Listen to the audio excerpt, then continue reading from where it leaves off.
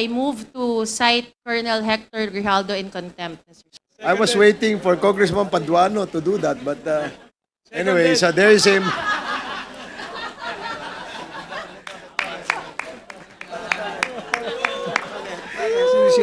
After a while, Kong Dan Fernandez entered the room and he asked me to sit beside him on his right side. And then Kong Abante entered the room and then Kong Dan Fernandez said, while holding the affidavit, saan ka pwede? Dito, noong 1999, about DDS, alam mo to, pulis ka na sa Davao nito. You feel that you are being coached to make that statement? Yes, Your Honor. I feel I've been corrupted to make that statement, Your Honor. Since Colonel Grijaldo is not around, hindi ko malaman kung bakit ngayon ay lagi kang absent. Samantalang ikaw ay tinatawag ng kapulungang ito ng 4 na beses. Pero sa Senado, 1 beses ay ikaw ay nag-attend. So, may we know the name of the physician of the Philippine National Police?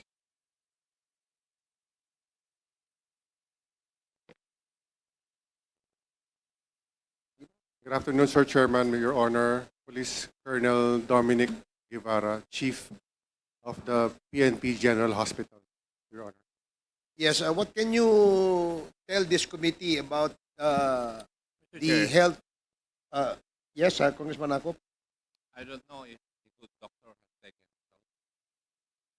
it. If the committee wishes to require the good doctor to take his oath, yes, we will. And the first-time attendees of this committee hearing, pwede po ba sabay-sabay na lang para to save on time? Comsec, you are directed to administer the oath of our resource persons that attended this committee hearing for the first time. Those who are attending for the first time, please stand. And please raise your right hand. Do you swear to tell the truth, the whole truth, and nothing but the truth in this congressional inquiry, so God may help you? Yes, sir, the oath has been administered. Okay, maraming salamat. Please identify yourselves and for the record, state your position in the Philippine National Police. Yes, you first, Dr. Colonel Guevara. Good afternoon, Sir Chairman, Your Honor. I am Police Colonel Dominic P. Guevara, the Chief of the PNP General Hospital. The other gentleman, Good afternoon, Your Honors. I'm Police Lieutenant Colonel Leonel R. Garcia, the Chief Orthopedic Department of PNP General Hospital. the other gentleman. Your Honor, sirs, I am Police Lieutenant Colonel Donato Lazaro, the Chief PE Section po National Headquarters Health Service. Okay, thank you. So, we just like to get an update no dun sa status nung health ni Colonel Grijaldo kasi very concerned ang committee sa kanyang health no dahil it seems that after 4 invitations he failed to attend and citing his reason as not feeling well or may have undergone a medical procedure at yung isa naman ay hindi daw siya ambulatory. So can you please inform this committee ano ba yung totoong kalagayan nitong si Colonel Grijaldo ito?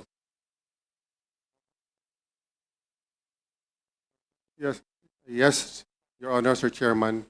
Last December 3, the Directorate for DPRM of the PNP sent a memo for the PNP Health Service to conduct a validation and a medical evaluation on the condition of Police Colonel Grijaldo, he was presently confined at a Pasig Health Facility. So due to that, December 5, the Health Service were able to dispatch a medical team to conduct such a procedure for a medical evaluation. And here with me, together with me, is the chief of the orthopedic section of the PNP General Hospital, and he will be the one to explain further the evaluation that was conducted on Colonel Grijaldo. Thank you, sir. Mr. Chairman. Okay, thank you, Colonel Guevara. Colonel Garcia, the head of the orthopedic department ng PNP General Hospital. Yes, Your Honor. Okay, please inform this committee.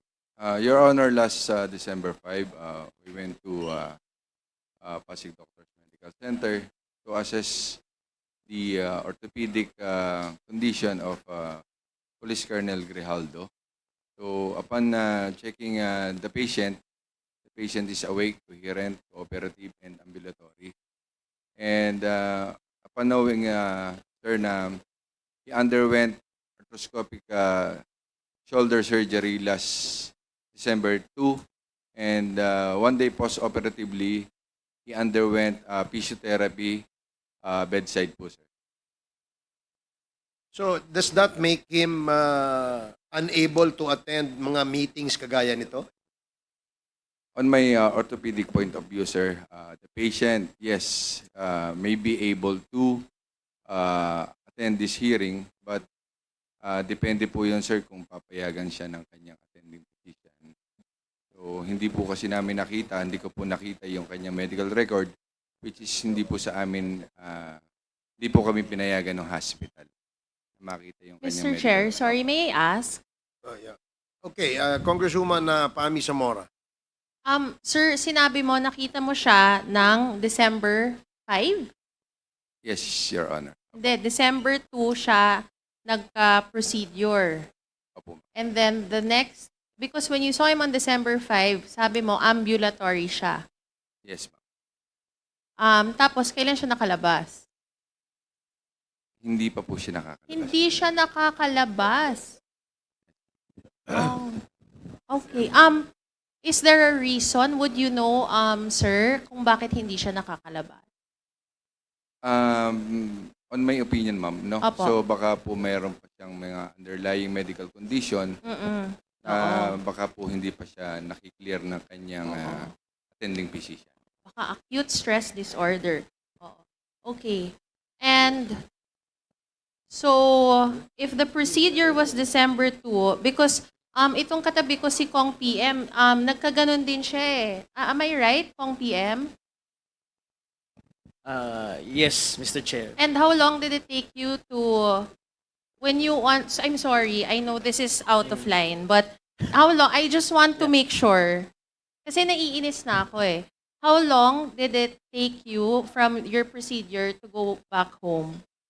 It took me 2 days, Mr. Chair. Okay, 2 days. Mr. So, Chairman. okay. Mr. Chairman? Yes, SDS Gonzales. Well, Mr. Chairman, sa mga nanonood, mga doktor, ako, 2 knee surgery, MTL and ACL. After my surgery, nagbike na po ako kagad at pinalakad na po ako ng doktor. Baka parang iniunsulto po natin yung mga doktor natin. Parang hindi po yan kapapaniwala, no? At meron po akong broken shoulder sa basketball also. At therapy lang po yan. Hindi po yan inihiga. Pag inihiga mo yan, lalo kang mahihirapan. Kaya baka nanonood po yung mga doktor dito sa ating bansa o sa ibang bansa. Baka tatawanan po tayo pag yung mga reason nyo ganyan. So yun lang po, Mr. Chairman. Okay, thank you, Congressman Gonzales. Are you done, Congresswoman Sorry, Zamora? Mr. Chair, I think we've given him, what's his name? Colonel Hector Grijaldo enough leeway. Sobrang bait na natin sa kanya, and I think it's the right time to make an appropriate motion. Sumusobra na siya. This is, I believe, his 4th time to skip the Quadcom, and pero sa Senate wala naman siyang rotator cuff syndrome. I'm sorry, but I really believe it's high time that with the indulgence of all the chairmen, that I move to cite Colonel Hector Grijaldo in contempt, Mr. Chair. Seconded. Okay, there is a motion. I was waiting for Congressman Paduano to do that, but anyway, so there is a...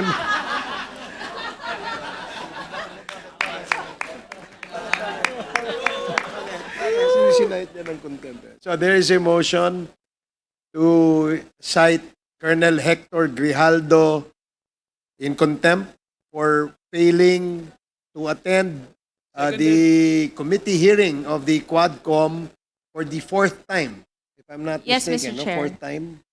And this is in violation of Section 11 of our Rules of Procedure governing inquiries in aid of legislation.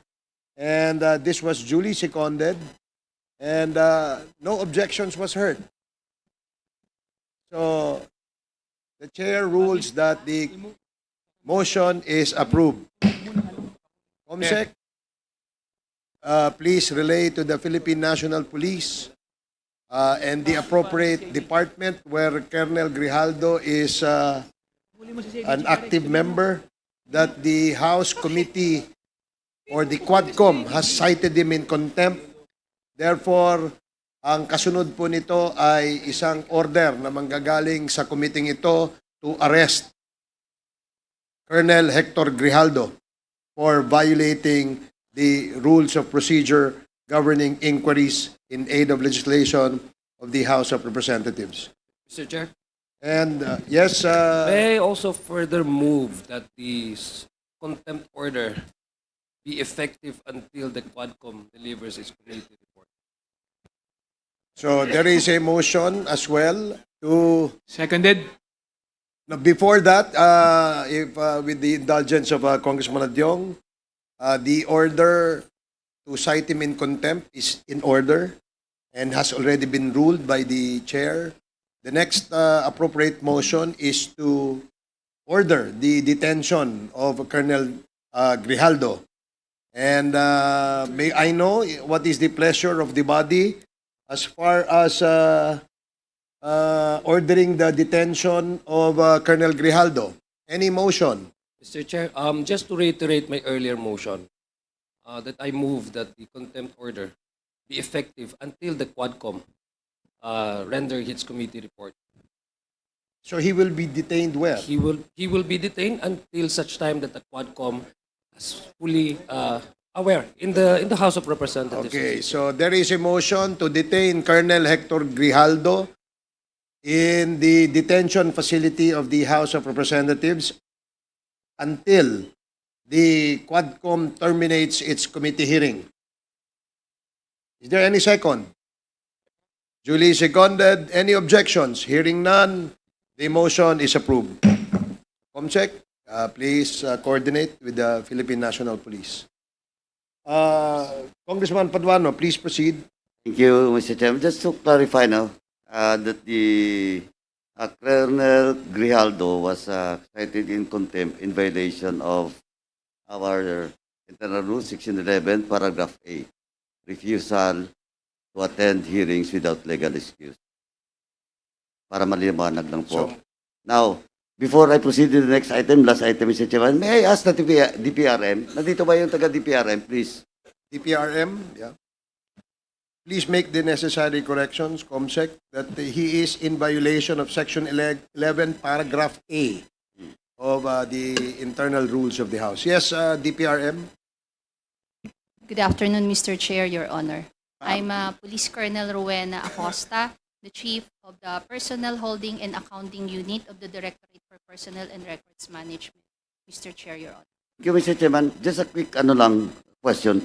Ma'am, with this, what the attitude of Colonel Grijaldo with regards to invitations for him to attend this hearing? Diba, yung committee hearings in the House is still part of the official duty, supposedly, of a police officer? Mr. Chair, Your Honor. Yes, Mr. Chair. In fact, when he was absent during the 10th joint public hearing last November 7, our office issued a notice to explain to Police Colonel Grijaldo and the same was referred to the Directorate for Investigation and Detective Management for pre-charge evaluation and investigation. Last November 25, Mr. Chair, last November 26, the Directorate for Investigation and Detective Management informed us that they are currently conducting a pre-charge investigation, an admin case of neglect of duty to Police Colonel Grijaldo regarding his absence last November 7 of the 10th Joint Public Hearing, Mr. Chair. Last November 27, when he again did not appear during the committee hearing, we again issued a notice to explain to Colonel Grijaldo, and the same was referred again to the Directorate for Investigation and Detective Management, Your Honor. So he is currently have a pending case, ongoing case for neglect of duty, Mr. Chair, Your Honor. Can it fall with the grave neglect of duty? We will refer the matter to the Directorate for Investigation and Detective Management, Your Honor. Because they Mr. were Chair, only informed as, Your Honor, Mr. Chair, that neglect of duty was filed already regarding his absence last November 7, Mr. Chair, Your Honor. So, may case na, admin case na that was filed. Yes, Mr. Chair, Your And Honor. the standard operating procedure or the process, how many days for him to reply? Mr. Chair, he was given the notice to answer regarding the charges against him.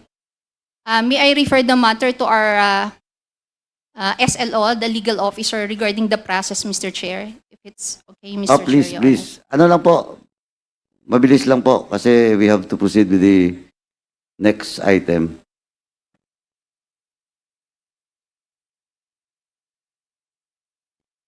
Good morning, sir. Good afternoon, Mr. Chair. The proceedings po sa pre-charge evaluation, dito po yung i-determine yung probable cause, kung probably guilty siya or not. So, he will be given 10 days to submit his counter affidavit. And then after nun po, within 10 days, magsasubmit po yung investigator ng pre-charge investigation report, sir.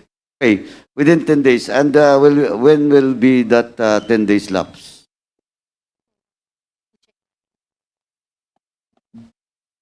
The 10 days will lapse po after na nabigyan po siya ng notice, sir. Kailan nga? When was that notice was received by Colonel Grijaldo? Para lang po masundan natin. And please, Mr. Chairman, we ask the IDM and the PRM to update us, no, with regards to the case. Ngayon po, ang tanong lang po, when was the time that Colonel Grijaldo received? We will check the records po ng DIDM, sir. Kasi po, the previous hearing was November 7, November 8. So, we do believe that during that time, after siguro, kasabihin mo na, after 2 days or 3 days. So now, it's December. Tama? Yes po, sir. November. Anyway, ano lang po, Yes, sir. We will check our records. check nyo na lang po, then mamaya, update na lang po, no? Yes, sir. Yes po, Your Honor. Thank you, Mr. Chairman. Mr. Chair. Mr. Chair. Yes, Congressman Flores. Just to add with what Chairman Caras was saying, PNP, for a while na, for every time that he fails to appear here giving flimsy excuses like that, would it be 1 count? Yes po, Mr. So Chair. are you saying that you have filed or initiated 2 or more of the cases against him? Yes po, Mr. Chair. We want to be sure, kasi it's obvious that he's making these excuses to avoid appearing here in this committee. Yes po, Mr. Chair. Thank you. And in addition to that, the Commissioner of NAPOLCOM is present. Yes, he's also present. I think I already asked you about this, diba, CEO? No?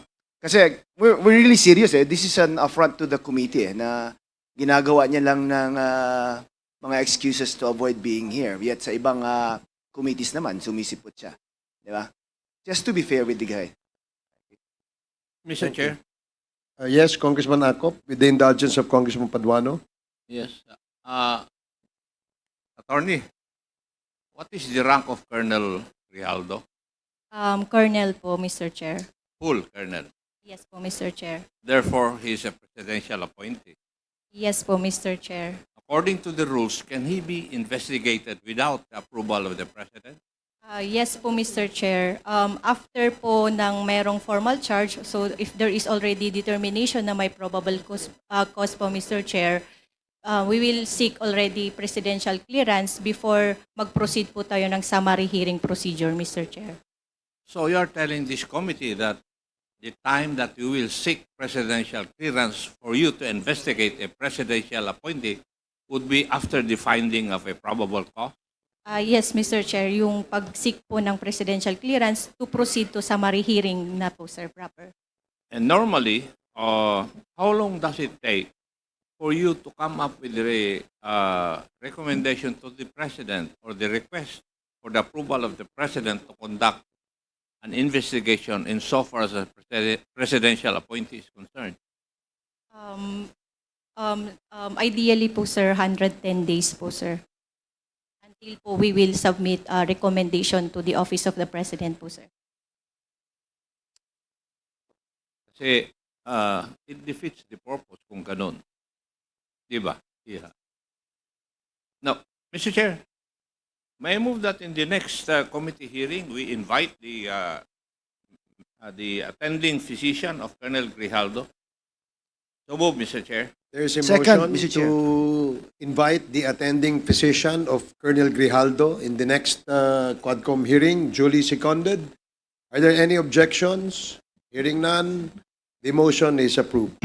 Comsec, please send the invitation to the attending physician of Colonel Grijaldo. Yes, anything else, Congressman Last Paduano? in the list, Mr. Chairman, is the invitation that was addressed to Miss Rose Nonolin. During the last hearing, he was absent because he was abroad, no, attending family matters, Mr. Chairman. And now, the information is Rose Nonolin is now in the Philippines, and I would like to check with the BID if indeed that is true, that Miss Rose Nonolin is now in the country from Hong Kong, I think. Now, but of course, she wrote a letter signed by the lawyers coming from Sigyun Reyna Montesilio and Ong Siako law offices. And the excuse is urgent, due to urgent personal matters, Mr. Chairman. Now, before we discuss this, BID, nandito ba ang BID? BID? Wala. Yes, Comsec, is the BID present?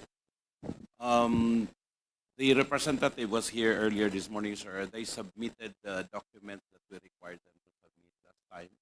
And one of those is the travel record of Ms. Rose Nonolin. And it confirmed that she is already in the country. Comsec, pakiano lang po, produce Yes, ng sir, dokumento. So, he's now in the country. That was confirmed by the ID through the travel documents. Now, Mr. Chair, may I, with the indulgence of course, Chairman Caraps. Mr. Chair, I believe the PNP doctors are here to update us regarding the medical condition of Colonel Grijaldo. And then we have already decided the case of Colonel Grijaldo, and we even inviting the attending physician. May I request, since we will be expecting more guests later, that they may be excused, our PNP doctors, from the hearings, Mr. Chair, because they're only here again to update us in the case of Colonel Grijaldo, his medical condition, Mr. Chair. Yes, I believe we can excuse Yes. the medical doctors of the PNP already, unless there's a violent objection from any of the members. But since there's none, thank you for your presence and informing this committee on the status of Colonel Hector Grijaldo. I hope to see you again in the next hearing.